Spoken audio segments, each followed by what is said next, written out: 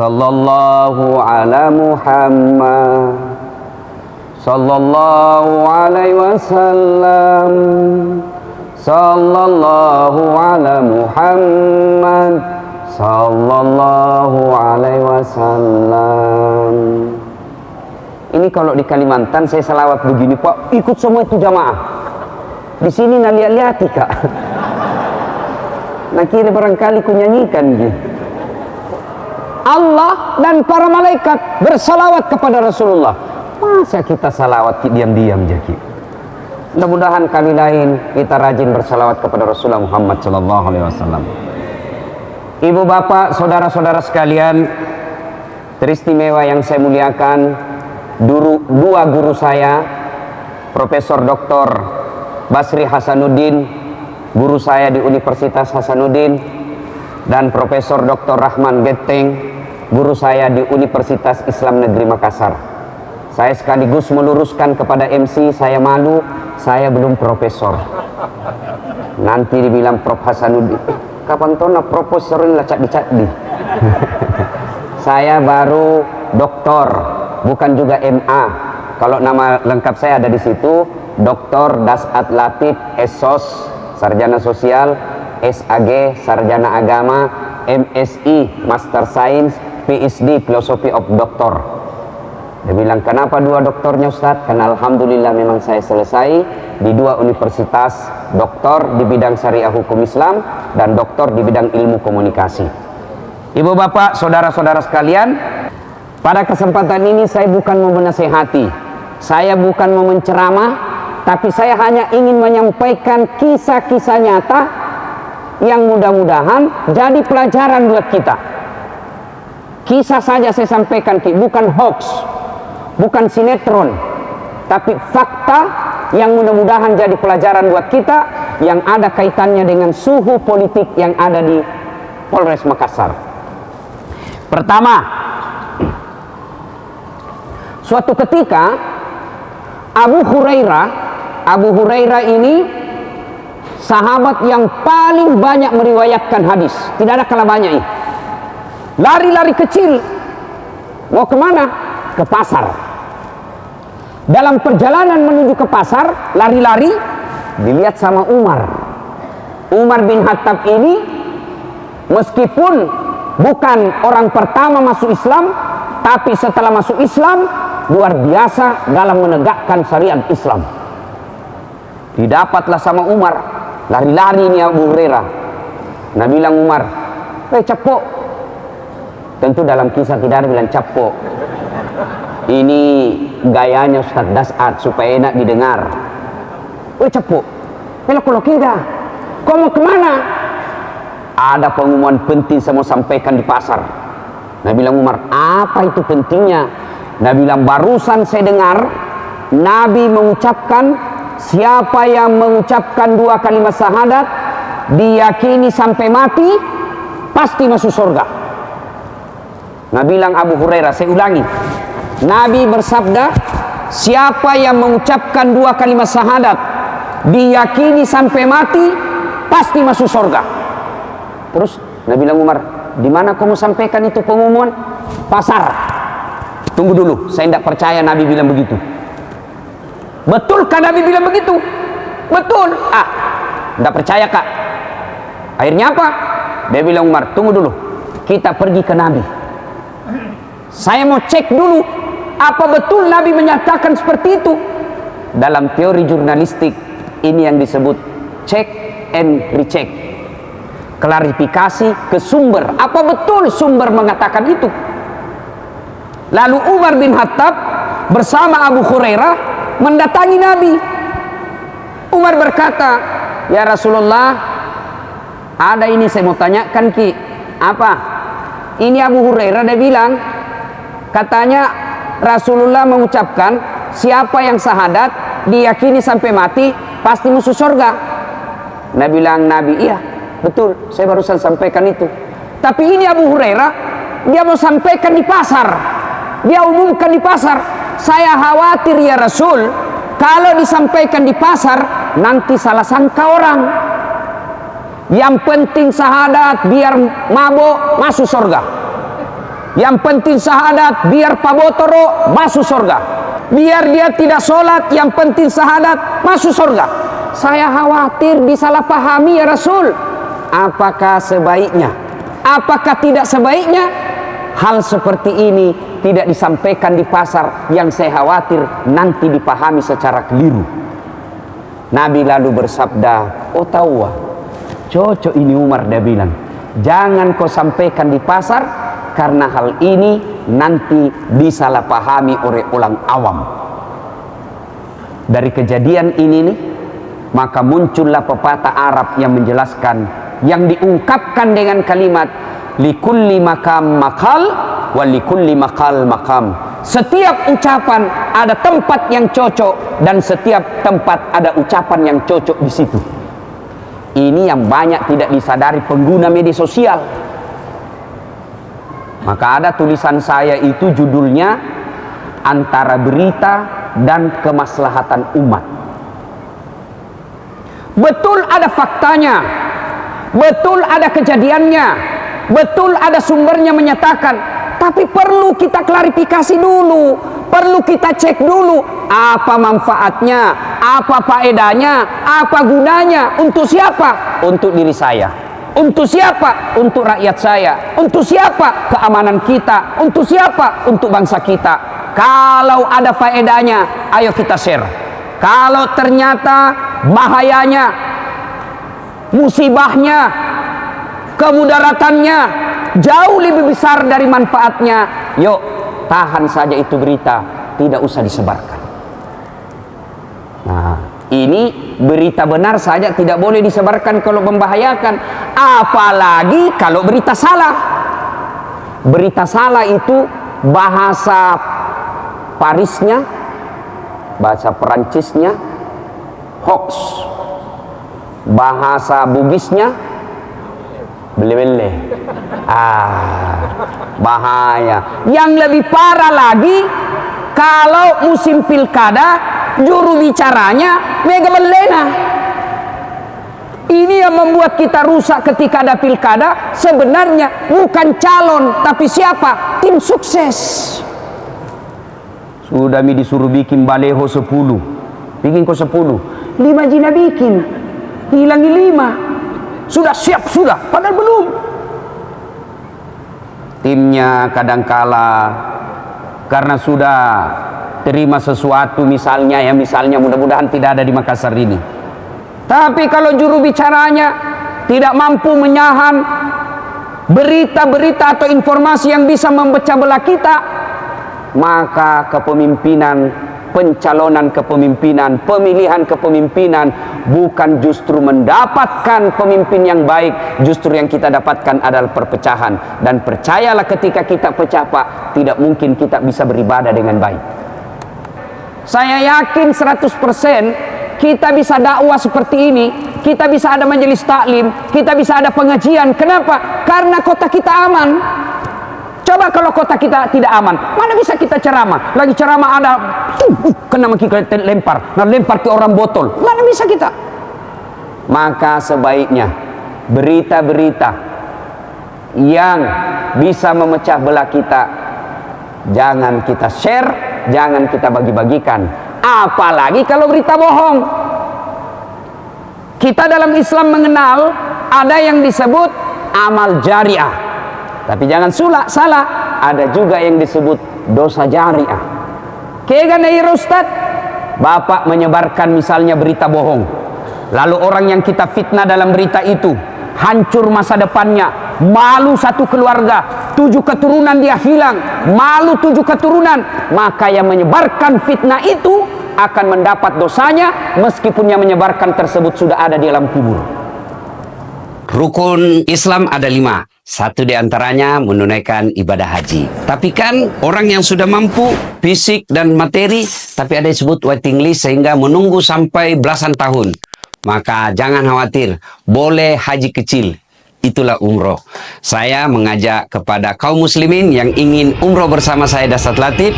Kita umroh pada bulan November, tanggal 12 tahun 2024 di PT Gelora Indah Perdana. Apa yang bisa didapati umroh bersama Dasat Latif. Satu, sepanjang perjalanan ada tausiah dan bimbingan manasik secara khusus. Yang kedua, kita akan mendapati penjelasan-penjelasan apa saja sih yang berkaitan dengan ritual-ritual pelaksanaan ibadah. Tidak berarti ini hanya untuk kaum muslimin yang ada di kota Makassar dan sekitarnya. Boleh dari seluruh penjuru tanah air, silahkan daftar melalui nomor yang tercantum di bawah ini. Assalamualaikum warahmatullahi wabarakatuh. Termasuk yang suka sebarkan itu video-video porno. Jangan ketawa Pak. Berani kiprisa HP tak? Suka sebar-sebar itu. Ketika Bapak terima foto porno, video porno, tahan. Disitulah bedanya kita orang beriman pegang handphone dengan orang fasik pegang handphone. Kalau orang beriman, dia lihat ini, tidak ada gunanya ini, lebih berakhir di tangan saya, berakhir di handphone saya. Tapi kalau orang fasik, bukan berakhir kemaksiatan itu di handphonenya, tapi justru semakin banyak yang menyebar. Nah inilah makna pertama, kisah yang saya sampaikan. Yang kedua, Nabi pernah menjelaskan, apa si pulungi sahabatnya. Lalu Nabi bertanya, atadruna manil muflis? Tahu enggak siapa di antara kalian yang bangkrut nanti di akhirat? Bangkero imatu aku akhirat. Pailit nanti di akhirat. Siapa di antara kalian? Siapa yang tahu? Macam-macam jawaban sahabat. Ada sahabat yang mengatakan, yang tidak sholat ya Rasul. Nabi jelaskan, wah dia sholat. Yang tidak puasa Ramadan ya Rasul. Pak, dia puasa Ramadan. Yang tidak bayar zakat ya Rasul. Bayar zakat. Yang tidak haji padahal sudah mampu, oh dia haji, tiap tahun dia pergi umroh. Lalu kalau begitu siapa ya Rasul? Yang bangkrut nanti di akhirat siapa ya Rasul? Nabi menjelaskan, jarusu wa khati'ur rahim, tetangga yang jahat sama tetangganya dan yang memutuskan persaudaraan. Bertanya lagi sahabat, kok bisa bangkrut ya Rasul? Dia kan sholatnya baik, puasanya baik, hajinya baik, zakatnya cukup, kok bisa bangkrut? Nabi jelaskan, memang hablum minallahnya baik, hubungannya kepada Allah baik, tapi sayang hubungannya kepada sesama manusia hancur. Kok bisa? Nanti pahala-pahalanya ketika dia store, ya Allah ini puasaku, datang tetangganya, tunggu dulu Tuhan. Pernahkah itu tetangga di kompleks di Makassar? Nah fitnah kak, katanya anakku yang lurus rambutnya bukan anaknya suamiku, karena suamiku keriting rambutnya. Gara-gara fitnahnya satu kompleks menghina dan memaki saya.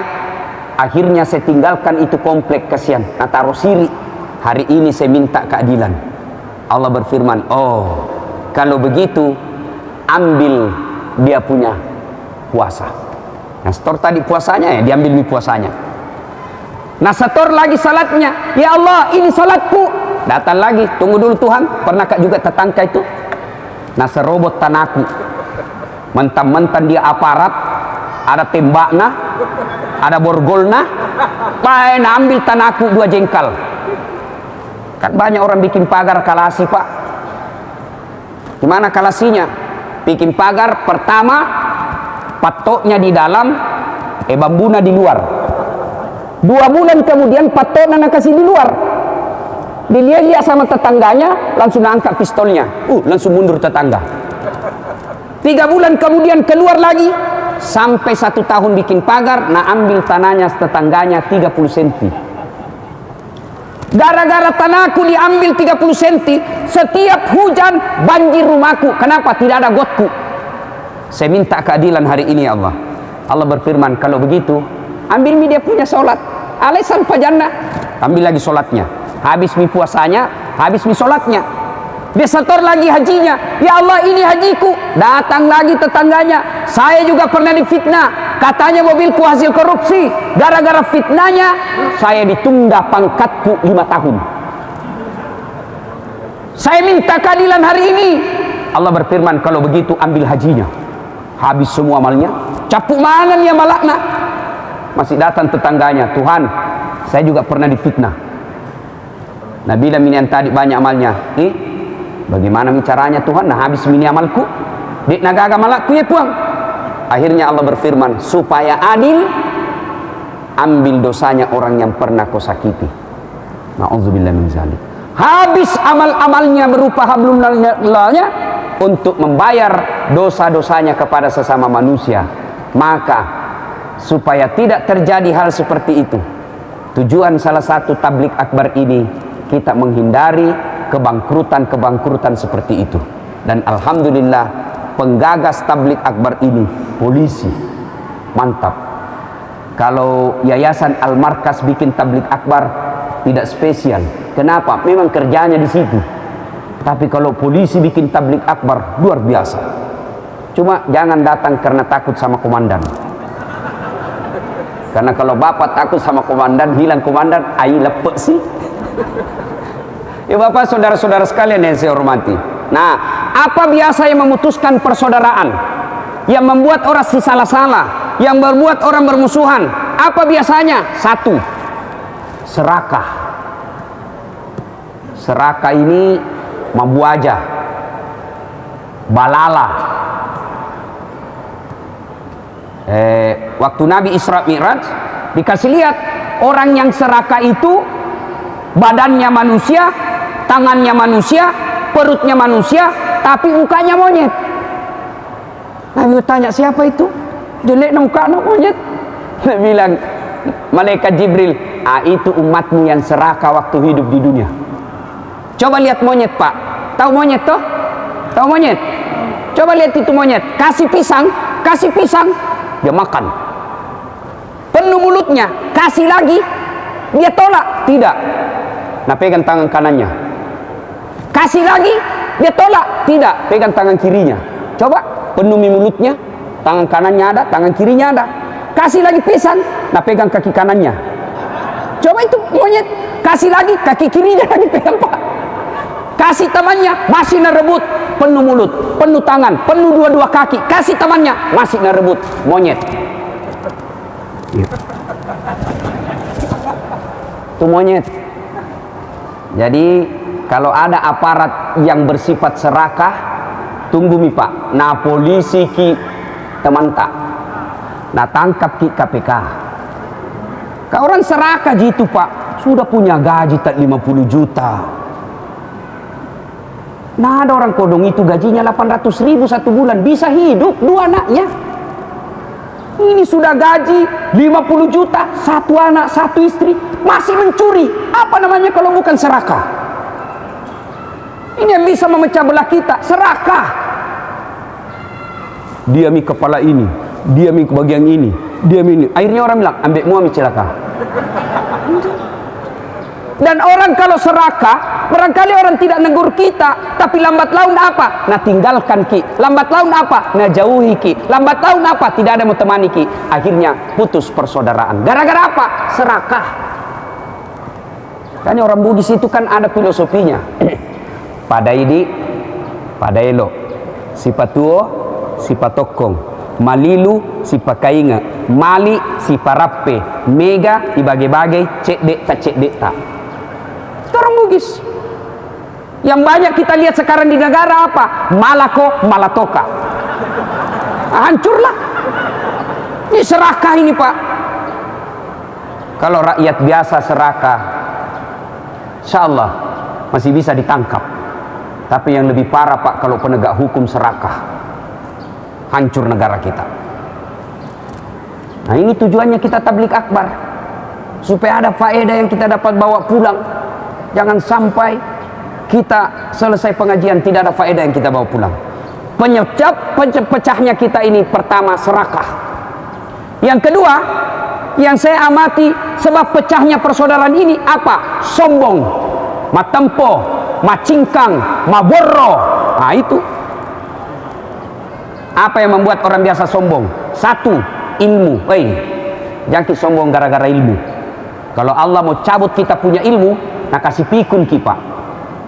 Sampai sekarang tidak ada obatnya itu pikun. Nah kasih pikun ki.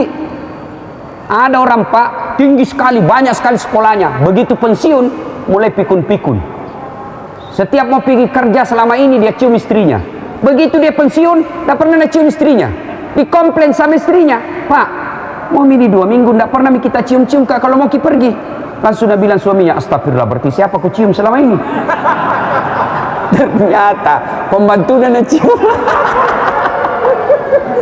Jangan juga modus pak, pura-pura pikun pembantu diserobot.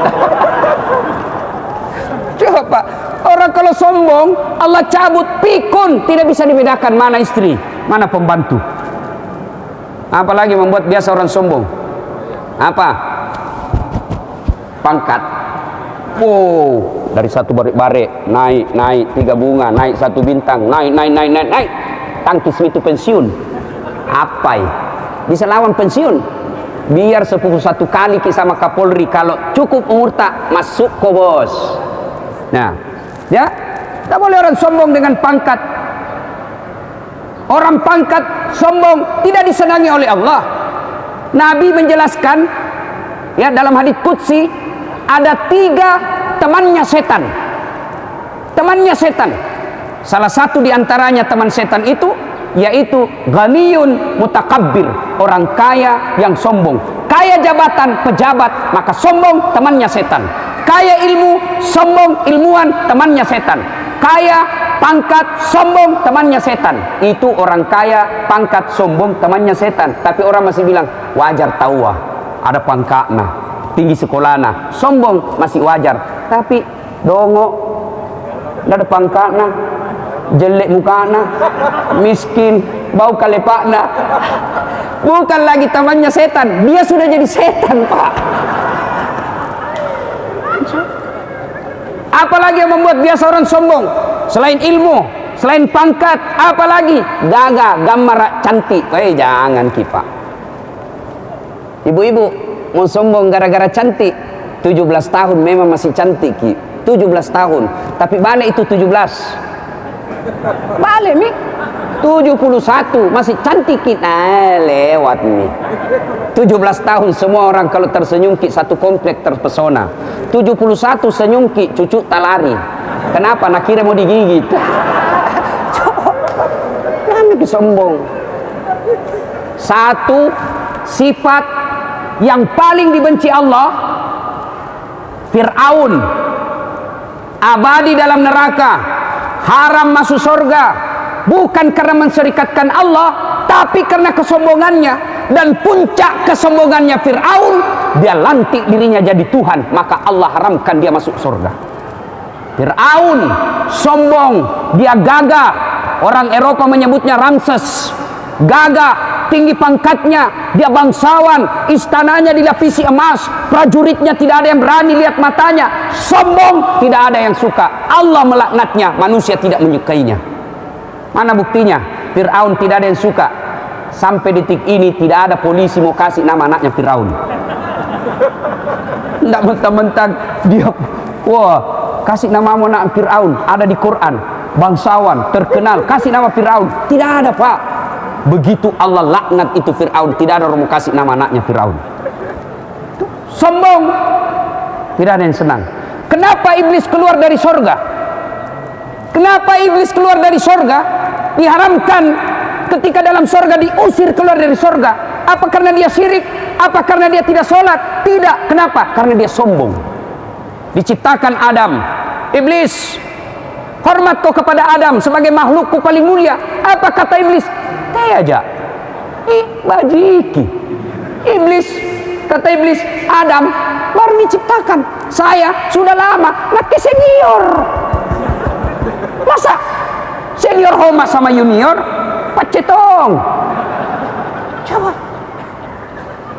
Kata iblis, Adam dari tanah, saya unsur kejadianku api, saya lebih mulia dari Adam, saya tidak mau. Marah Allah, akhirnya apa? Iblis, kau sombong rupanya, keluar kau dari sorgaku. Iblis dari sorga, sombong, keluar dari sorga. Apalagi kita yang masih di Polsek Tamalate, moton sombong deh, pace.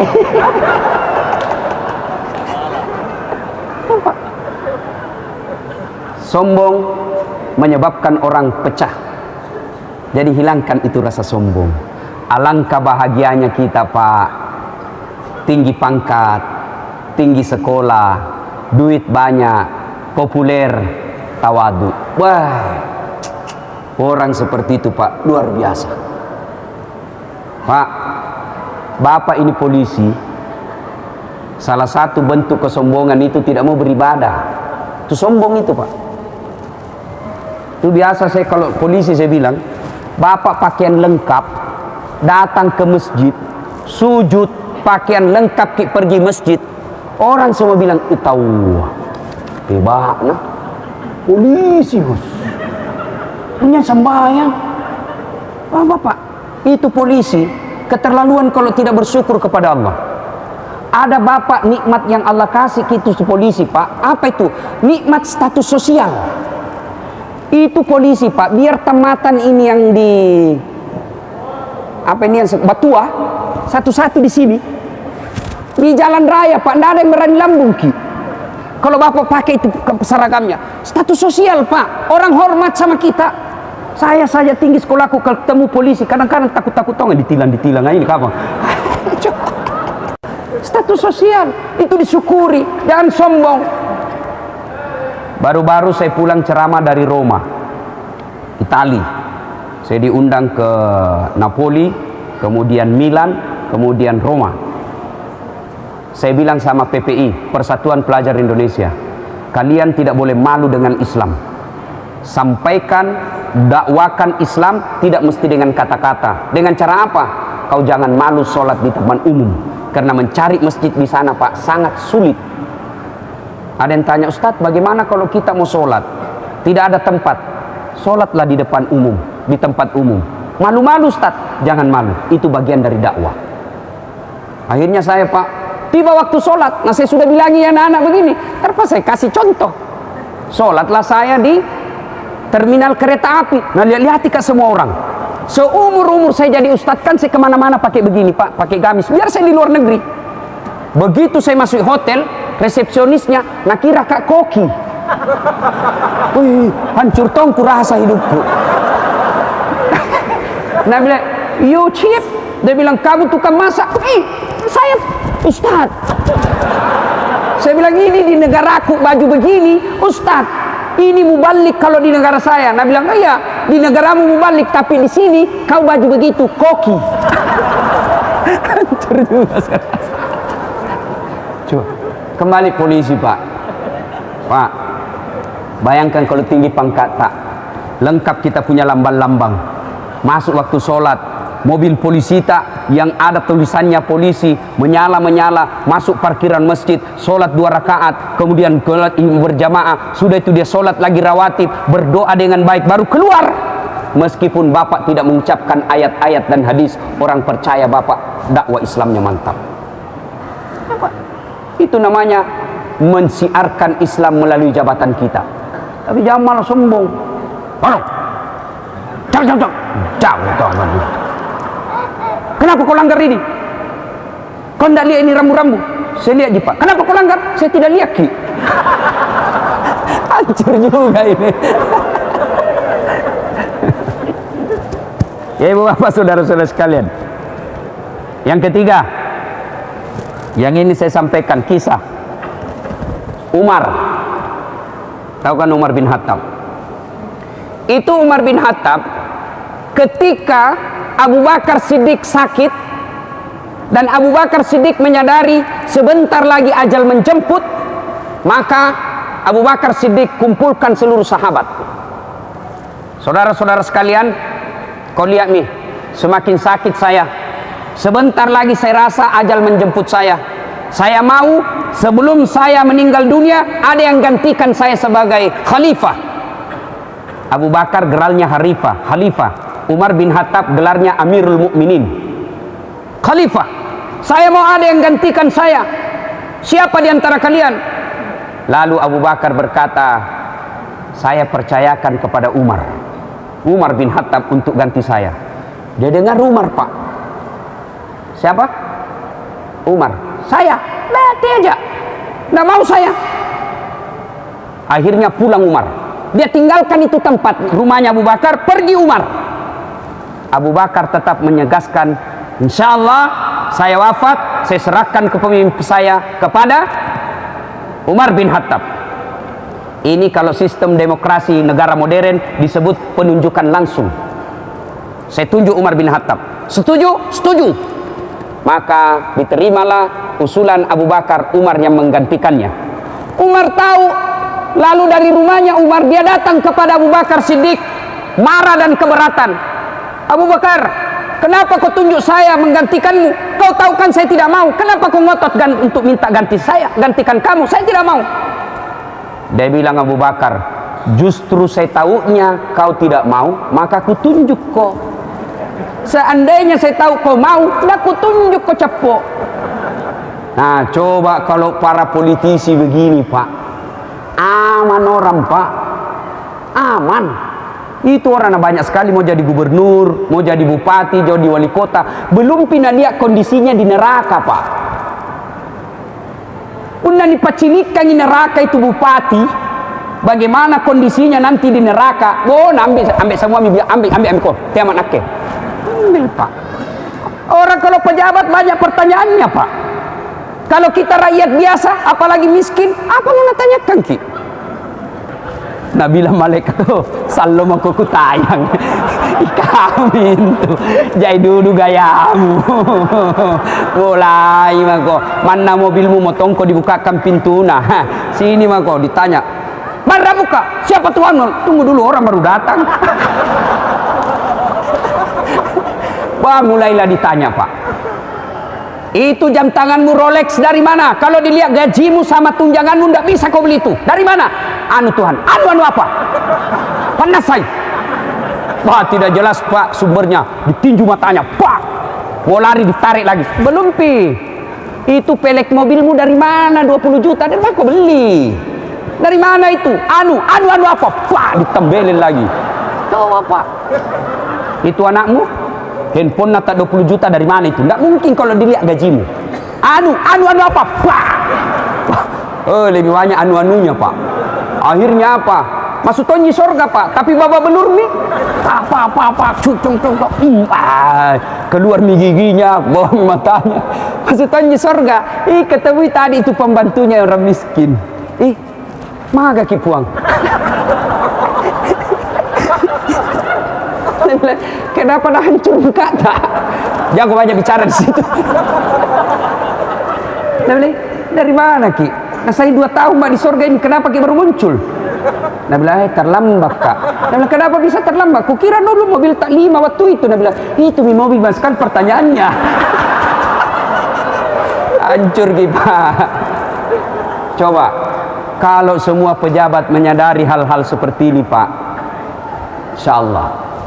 Coba, Umar ditunjuk masih komplain. Dan lebih bahaya lagi, Pak, kita rakyat biasa, rakyat awam. Orang yang mau dapat kursi, orang yang mau dapat jabatan, kita yang bertengkar bersepupu 1 kali. Apa namanya kalau bukan dongo? Orang mau dapat tunjangan jabatan, orang mau dapat mobil dinas, orang mau dapat rumah dinas, kita suami istri bermusuhan gara-gara beda pilihan. Apa namanya kalau bukan beleng-beleng? Kalau nak kasih, jangan dipercaya. Apa janji-janji? Kasih nah. Apalagi janji-janji pilkada.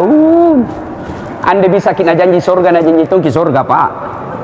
Waktu mau dipilih, na bagi-bagi kartu nama, pilih Kak Capok, 1 kampung Ki, pilih kok. Tungguin Kak, 24 jam ini aktif HP-ku, telepon saja. Begitu dipilih, terpilih, nah ganti nomor HP-nya. Pak, inilah yang kita perjuangkan. Siapa calonmu? Ini. Siapa calonmu? Ini. Siapa calon? Oke. Boleh kita berbeda, tapi jangan baku musuh. Insyaallah aman. Bapak, saudara-saudara sekalian yang saya hormati, kisah berikutnya yang ingin saya sampaikan. Suatu ketika Imam Ahmad bercerita. Imam Ahmad ini muridnya Imam Syafi'i. Kalau bapak sholat subuh kunut, berarti bapak mazhabnya Imam Syafi'i. Kalau bapak tidak kunut ketika subuh, 2 kemungkinan. 1, bapak mazhabnya Imam Ahmad. Yang kedua, bapak tidak hafal. Banyak orang tidak kunut bukan karena mazhab, tapi karena tidak hafal. Nah, Imam Ahmad pernah bercerita, saya tidak tahu kenapa saya rindu sekali mau ke Basrah. Basrah ini salah satu kota di Irak. Ibaratnya Imam Ahmad ini tinggal di Makassar, rindu sekali mau ke Parepare. Imam Ahmad tinggal di Baghdad, mau sekali ke Basrah. Dia bilang, saya tidak tahu magai mudanila dekat lo Parepare. Pala dek gaga si jikku, dek gaga si bakku, dek gaga topat si palipikku. Tapi madani kan melo lo Parepare. Saya tidak tahu kenapa mau sekali saya ke Basrah, padahal tidak ada kenalanku, tidak ada saudaraku, tidak ada sepupuku di sana. Akhirnya Imam Ahmad pun melakukan perjalanan ke Basrah. Sampai di Basrah malam hari, selesai sholat Isya, ngantuk dan capek, tidur. Begitu mau tidur di masjid, karena tidak ada hotel waktu itu, mau tidur di masjid, dilihat sama marbot. Marbot ini kalau di kampungku bahasa Bugisnya Pak Doja. Nah bilang ini Pak Doja, ya Syekh, tang, yalah, Syekh, masuk kok, keluar patuah, keluar. Dan ini marbot, dia tidak tahu siapa ini. Dulu hampir semuanya tahu Imam Ahmad, tapi tidak kenal mukanya. Kenapa? Waktu itu belum ada foto. Ini marbot, keluar patuah, tidak boleh bertidur di masjid. Kau bikin kotor-kotor. Dia bilang, saya musafir, boleh saya tidur di sini? Tidak boleh, keluar. Tidurlah dia di teras. Dilihat lagi sama marbot, tidak boleh di teras, tidak boleh, keluar. Dilihatlah Imam Ahmad didorong-dorong, Pak tua ini, dilihat sama penjual roti di depan masjid. Dia bilang, ini penjual roti, kasihan ini orang tua didorong-dorong. Akhirnya dia panggil, ya setal, Pak tua sini ki. Kalau mau aja ki tidur di rumah kecil, sempit, ikut maki di rumahku ki tidur. Baik, ikutlah orang tua ini. Dan ini penjual roti, dia tidak tahu siapa ini. Ikut tidur. Pagi hari, ini penjual roti bikin roti. Tapi ada yang menarik perhatiannya Imam Ahmad. Apa itu? Sepanjang proses pembuatan kue, apa yang keluar dari mulutnya tukang roti? Kalimat istighfar. Dia ambil gandum, astagfirullah. Dia kasih air, astagfirullah. Dia ulek-ulek, astagfirullah. Dia kasih gula, astagfirullah. Diiris-iris, astagfirullah, astagfirullah, astagfirullah. Dia bakar, astagfirullah, astagfirullah. Imam Ahmad berpikir, hebat ini. Banyaknya kalimat istighfar dari mulutnya. Satu roti bisa ratusan istighfar. Lalu bertanya Imam Ahmad, Pak, lama maki begitu bikin roti sambil istighfar? Ya bilang, alhamdulillah, lebih 30 tahun ini jual roti. Lalu Imam Ahmad bertanya, apa mi kita dapat? Dia bilang, alhamdulillah, sepertinya semua yang saya mau nak kasih ke Tuhan. Saya berdoa kepada Allah, ya Allah berikan saya kesehatan, tidak pernah sakit. Saya berdoa, ya Allah murahkan rezekiku, tidak kaya, tapi kalau ada yang saya mau beli, selalu ada jalannya saya bisa beli. Tapi ada nih satu belumpir rasa-rasanya nak kasih ke Tuhan. Apa itu? Saya selalu berdoa kepada Allah setiap malam, ya Allah panjangkan umurku, ya Allah jangan kau cabut nyawaku sebelum saya ketemu Imam Ahmad. Dan ternyata yang datang di rumahnya itu adalah Imam Ahmad. Mendengar cerita ini, Imam Ahmad keluar air matanya sambil berkata, nakemi Imam Ahmad. Pantas Allah membuat saya rindu datang ke sini. Didorong-dorong saya sama Pak Doja. Ternyata tujuannya apa? Menjawab doamu yang selalu dibarengi dengan istighfar. Bapak polisi, ingin mewujudkan pilkada damai ini, maka selain bersiaga 24 jam, lazimkan istighfar. Seolah-olah Allah ingin berkata kepada kita, Das'at, 11 bulan kau lupa kak. Ibu, 11 bulan kau tinggalkan saya, 11 bulan kau maksiat. Wala tai'asu min rauhillah. Ajak mu peturunnu. Jangan kau putus asa. Saya kasih kau 1 bulan untuk menghapus 11 bulan itu, yaitu bulan suci Ramadan. Maka bulan suci Ramadan perbanyak istighfar. Ulama mengajarkan kepada kita dari kecilku dulu di kampung, RRI dan TVRI, begitu mau buka kan istighfar. Nashhadu Allah ilaha illallah. Kenapa di situ? Karena waktu mustajab berdoa bagi orang puasa adalah menjelang buka puasa. Dengan catatan istighfar, duduk di atas sajadah, jangki di atas meja depan kue. Kalau bapak istighfar di depan makanan menjelang buka, mulut istighfar tapi dalam hati tak bukan tobat, mana dulu ku makan. Nashhadu Allah ilaha illallah, jalan kote. Wa nastaghfirullah, pisang hijau. Nas'al kharidak, es buah-buah. Itu enggak boleh begitu. Istighfar. La ilaha illa anta subhanaka inni kuntu minadz zalimin. Yang kedua, kalau mau bertobat di bulan suci Ramadan ini adalah perbanyak solat sunat taubat. Solat sunat taubat sama solat sunnah yang lain, cuma beda niat. Kalau tahajud, niatnya tahajud. Duha, niatnya duha. Kalau solat taubat, niatnya taubat. Bagaimana caranya Ustaz niat? Usalli boleh, tidak usalli juga tidak apa-apa. Mau ucapkan silahkan, tidak ucapkan tidak masalah. Bapak baru wudu, napak kima jenne ada dalam hati ka, mau ke solat taubat, itulah niat. Tapi kalau mau diucapkan tidak ada masalah juga. Usalli sunatal taubat, rakaataini lillahi ta'ala, Allahu Akbar. Bahasa Indonesianya, saya niat solat sunat taubat 2 rakaat, sunnah hukumnya bagi saya lillahi ta'ala, Allahu Akbar. Itu pun tidak hafal, ambil jalan pintas. Bagaimana caranya? Berdiri tegak, menghadap kiblat, baru bilang maki begini, Tuhan, sampai sunat taubat ka ini nah, Allahu Akbar. Sudah mi. Enggak tahu serius kan bos. Daripada ditunggu bahasa Arab, enggak dihafal, enggak sembahyang maki. Usalli na lupa lagi. Usalli. Akhirnya enggak jadi sembahyang. Kenapa enggak jadi? Ku lupa usalli na Ustaz. Tidak. Allah. Yang tidak boleh kalau sudah takbir, tidak boleh ada lagi bahasa lain. Ada pernah ulama di Jawa Timur mengaku ulama boleh sholat pakai bahasa masing-masing, deh kacaunya itu. Coba kalau kita di sini sholat takbir, baru takbir saja bahasa masing-masing. Allahu Akbar, orang Arab. Datang orang Sidrap, takbir pakai bahasa Bugis. Pungallahu Ta'ala malopo. Datang saudara kita mu'allaf dari Toraja, dia takbir pakai bahasa Toraja. Pungallah Ta'ala tunggu gajah. Ternyata ada polisi dari Padang, dia takbir pakai bahasa Padang. Allah nan gadang. Ada juga dari Banjar, dia takbir pakai bahasa Banjar. Allah ganal bujur. Terakhir orang anak gaul dari Jakarta, dia takbir pakai bahasa gaul.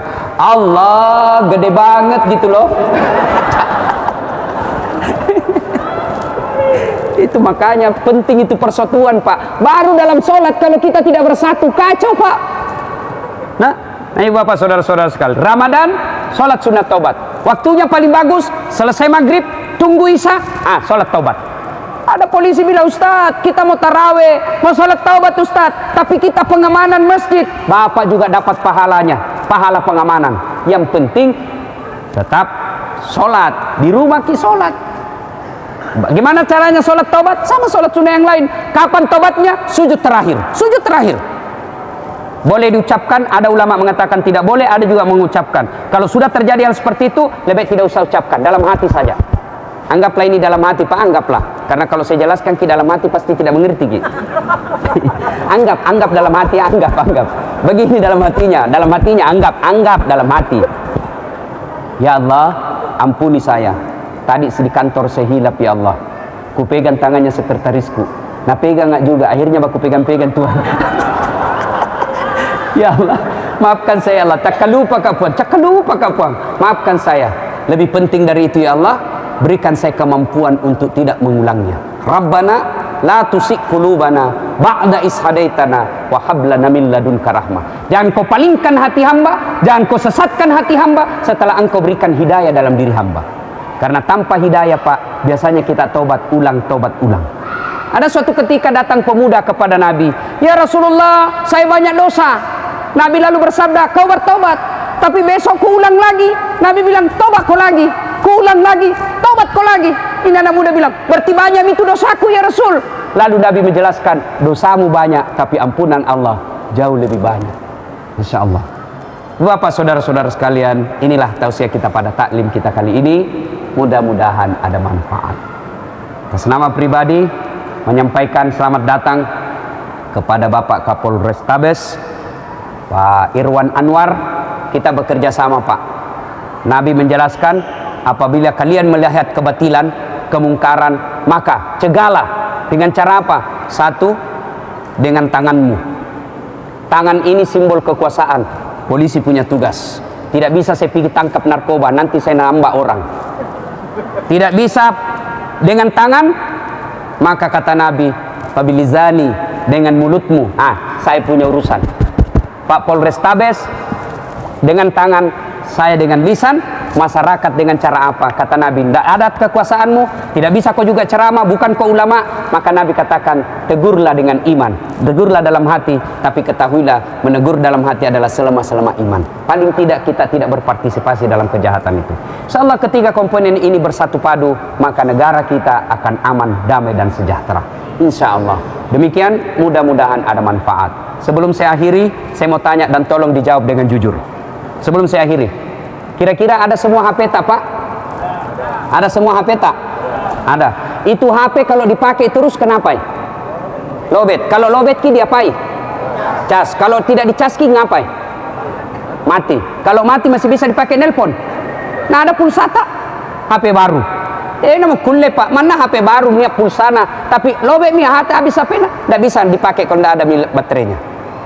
Kalau HP lobet cas 1 jam full, HP baru, bagus dia punya HP. Cas 2 jam masih lobet, cas sampai pagi masih lobet. Pandrak mi HP na. Alhamdulillah 1 jam 5 menit ki ku cas.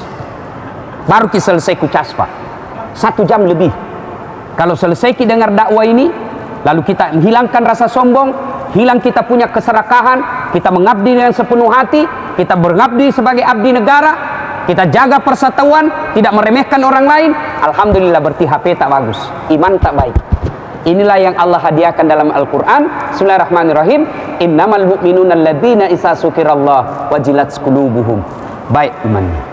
Tapi sebaliknya, selesai dengar dakwah tetap disombong, tetap takabur, menghalalkan segala cara. Bahkan Nabi bilang sama Pak Bur, Pak Bur, Jamil lagi panggil itu Ustaz Dasat. Kenapa? Tidak kusuka ceramahnya, ampak nak bahas saya terus nak kena. Ini kalau ini Allah singgung dalam Al-Quran orang seperti ini. Bismillahirrahmanirrahim. Wa dhawa'un alaihim a'anzartahum am lam tunsirhum la yu'minun. Kau sampaikan ayat Allah, kau ceramai atau tidak, kau nasihati atau tidak, la yu'minun, sama saja. Mereka tidak akan beriman. Bahkan ayat berikutnya Allah jelaskan, bahkan mereka lebih hina dari binatang. Mamaku di kampung sampai sekarang ini jual beli kambing. Kalau ada kambing beliau nakal, suka naganggu temannya, nah panggil penjaganya, tiwi pasak, balui. Aji dek gagah tumeli, palisui, gerei, andre si bawah. Kambing nakal, jual. Tidak ada yang beli, potong, makan sama-sama. Tapi kalau ada aparat nakal, menghalalkan segala cara, justru dia yang perlu diamankan, apa? Mau dia apa, Pak? Potong. Siapa mau makan? Jual. Siapa mau beli? Bikin susah. Maka itulah Allah sindir, mereka lebih hina dari binatang. Salah satu tujuan tablik akbar ini agar kita tidak menjadi lebih hina dari binatang. Agar itu terjadi, mari kita berdoa kepada Allah Subhanahu wa taala. Kita awali dengan mengirimkan suratul Fatihah kepada Rasulullah Muhammad sallallahu alaihi wasallam. Khasiat dan keutamannya kita ikhlaskan kepada seluruh anggota Polisi Republik Indonesia untuk mengamankan Republik Indonesia dan menegakkan keadilan dengan seadil-adilnya. Ila hadatin Nabi Mustafa Muhammad sallallahu alaihi wasallam. Al-Fatihah. Bismillahirrahmanirrahim. Ya kana